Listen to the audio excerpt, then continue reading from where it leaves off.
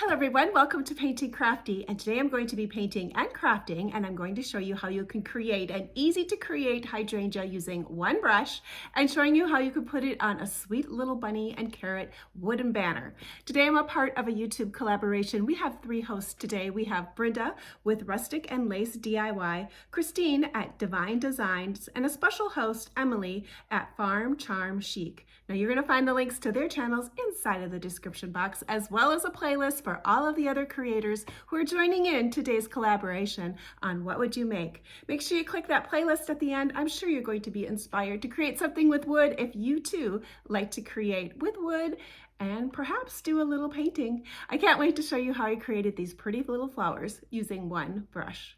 The brush I'm using is called a Filbert brush, and it's a great brush to create these hydrangea flower looks. It has those rounded bristles at the end, and it works perfectly for creating these 5-petal flowers that have rounded ends on them.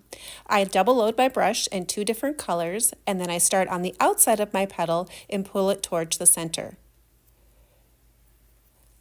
I often just turn my hand and use the other side of my brush after I pull it towards me once, and that helps variegate my paint colors as I'm going.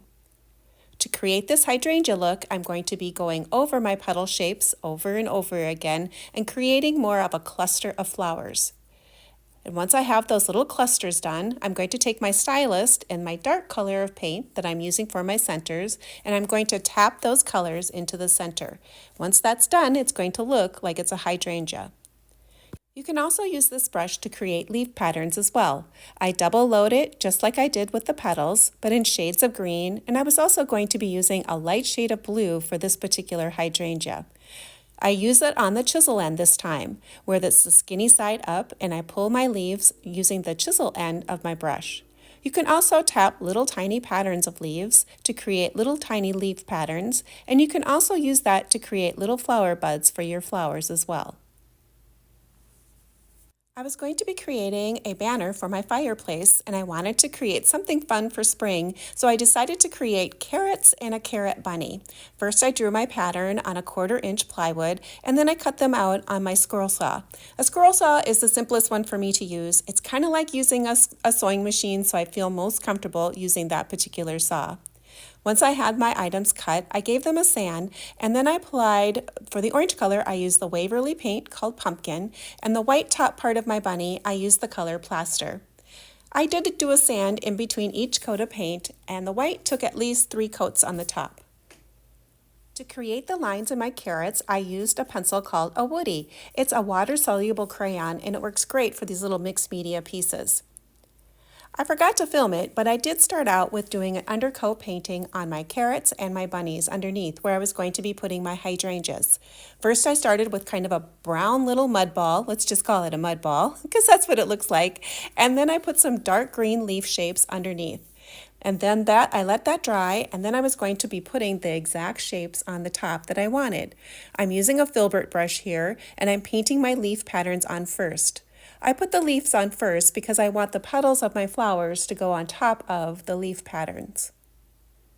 To do the petal colors, I used Americana colors called Light Buttermilk, Cocoa, and the little tiny dots where I did in raw umber. First, I double load my brush like I showed you earlier with the medium and the light colors that I had. Oh, I also used a little bit of white as an added sparkle in the end. I always save white just at the very end to add some of that brightness to my petals of my flowers, but I often leave it just as a sparkle and not as the lightest color in my flowers. I'm going to be covering up that dark undercoat underneath, but leaving little peaks of that dark underneath to help give that depth to that flower.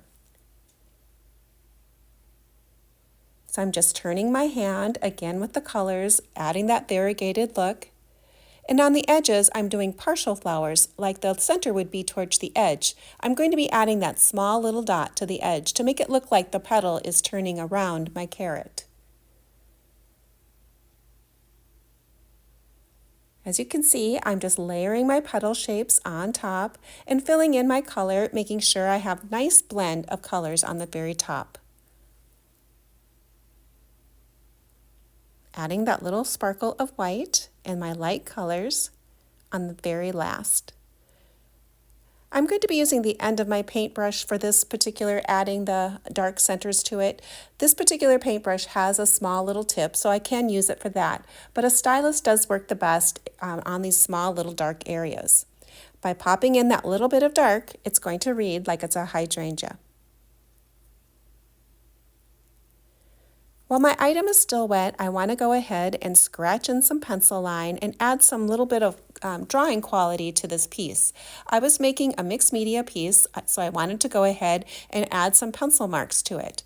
I like using a Kimberly 9XXB pencil. It's a very soft lead, and it has very much kind of like a charcoal quality pencil to it. To add a finishing detail to this little carrot area, I used my splatters tool and I added little splashes of dark brown, white, and a little bit of that light shade of blue as well. Once it was dry, I went ahead and sanded my edges of my carrots. I was going to be adding some ink to the edges on the carrots as well in the end. So this added a light version around the edges of the carrots. I use the color Ground Espresso for the ink color around the edge. This is an archival ink, so it'll stay permanent and it won't move around once it's dried. I like that rich color. It's one of my favorites, Ground Espresso. I often pull that one out to do any dark edging.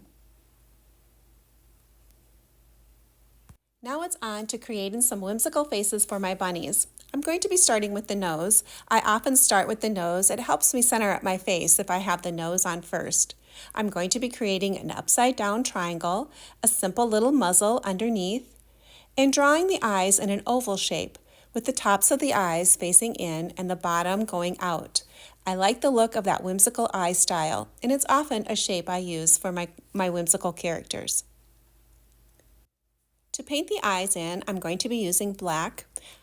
I didn't have a very good brush to do this process with this day. Evidently, my round brushes are getting a little bit roughy scruffy, so I struggled a little bit with doing that, but I do recommend using a round brush that isn't rough and scruffy. Water down your paint slightly. It will help pull those small shapes so much easier if your paint is a little thinner and you have a better brush than I did today. I base coat my nose a coral pink color, let those areas dry, and then I'm going to begin the floating of the color around the edges of my bunny. To add the shading, I'm going to be using an angle brush and using the technique of a water floating technique. To do the water floats, you dip your brush into the water up to the metal end, and then you tap it onto a paper towel until you see the shine gone from the water. Once the shine is gone, you dip your brush, just the toe, into your paint and rub it back and forth on your palette to get the paint from one end of your brush to the other end of your brush, adding a gradual tone of color from one end to the other. Once you have your paint loaded onto your brush, that's when you're going to go ahead and paint it on the edges. Usually I pull one direction until I don't see any more paint, then I flip my brush over and I use the other area to complete my floated area. I normally wash my brush out in between each float so you have just enough water and paint combination. This takes a little bit of practice to learn how, but it's well worth learning, and it is a beautiful shading process. I'm going to be doing those small shades also around his nose and his eyes to add even a little bit more interest to my piece.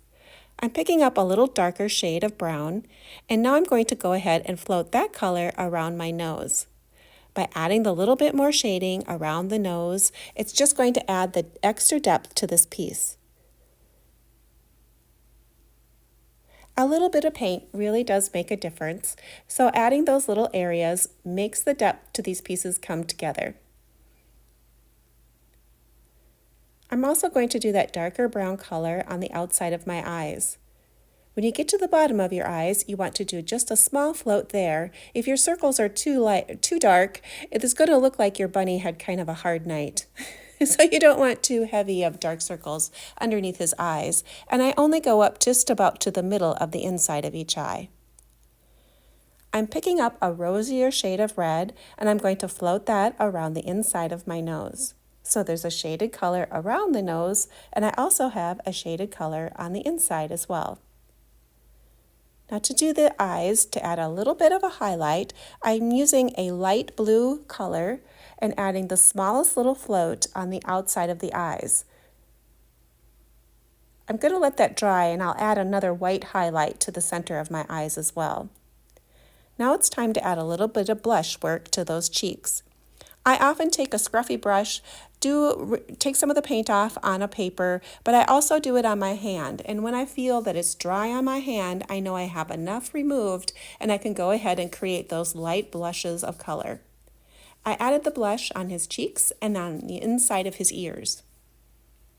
He's looking pretty darn cute. I take a little bit of that rosy color that I used on his nose and I add some of that float color to the inside of his ears too, just to add another layer and bring another sense of that pretty little pink color to his ears. The next step was to add some highlights to my bunny. I was going to be using my stylus and using a dip, dot, drag technique.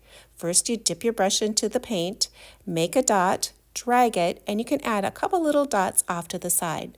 I'm going to be using that same technique in his eyes. One to the outside, and then on the inside of the other. If you do a highlight on the outside, you need to do a highlight on the inside of the other eye. I do a couple dots in the dark area, one on the inside and some on the outside.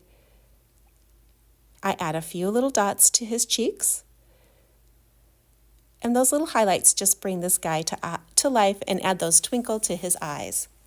I'm going to be adding some lashes and I'm going to be using my pencil to do this in. You could use it in paint, but I feel a lot more comfortable using a pencil, and I like the look of this 9XXB pencil too. I take my regular mechanical pencil to add the whiskers. It's just a little finer line, and I add the whiskers to the eyes because bunnies have crazy little whiskers on their eyebrows, and I add some long whiskers off to the side of his cheeks. Now to add a little bit of ink to this carrot too, around the carrot edges, and I'm going to add it to the top of the bunny just to add another layer of interest to the edges. Once my pieces were dry, I gave them a couple coats of this Rust-Oleum clear coat, and then I was going to be able to put the finishing touches on after they were all dry. I found this yarn at Joann Fabrics. I loved it because it had a couple different shades of green, plus that little bit of blue that was very similar to what I used on the leaves of my hydrangeas. I wrapped it around a couple times and then did a simple little knot, took some of the lace that you can buy at the dollar store, and created a little simple fold-back bow, I guess is what you might call it. I wanted something to glue a button onto, and I wanted that lighter color from the face, and this lace worked perfect to be able to do that. I had one more element I wanted to add. I was going to be adding a dark color button to go with those dark color eyes. I used a little white thread in the center of my buttons. And that's how I finished off my bunnies. To do the carrots, I wanted to make some sort of thick tassel to go in that big hole. So I took the same yarn and I wrapped it around my iPad. You could use anything for this, but that's what I had handy. I wrapped it around several times, slid it off, and then tied it into the middle to hold it together. Once I had it all tied together, I bunched it up together on one end and I was going to be pulling it through those holes. I wanted it to kind of be nice and chunky and fluffy to be able to fill that hole space and have lots of the carrot top that would be seen. Once I had the yarn pulled through, I used some yarn and tied a knot at the top. Added some lace, and then also put a button on the very front of the carrot. I thought that finished off the carrots really well. I really liked that bushy top of carrot bundles of greens at the top. I found these strands of beads at my local Dollar General store, and I thought they would work perfect to hang these pieces up on my fireplace. I added some metal hooks to the back of the carrots and to the bunnies. Well, let's see what they look like hanging up on my fireplace. I'd like to say a special thank you to our hosts today. Make sure you check out the links to their channels down inside of the description box, as well as click that playlist. I'm sure you'll be inspired to create something. If you're new to my channel and you like doing art and crafts, come on over and see what I'm doing. I'd love to have more creative friends join me. Leave me a comment and let me know if you might try making these pretty hydrangea flowers. Well, thanks for hanging out with me today, and hopefully you'll come back and see me again, and next time you'll create right along with me.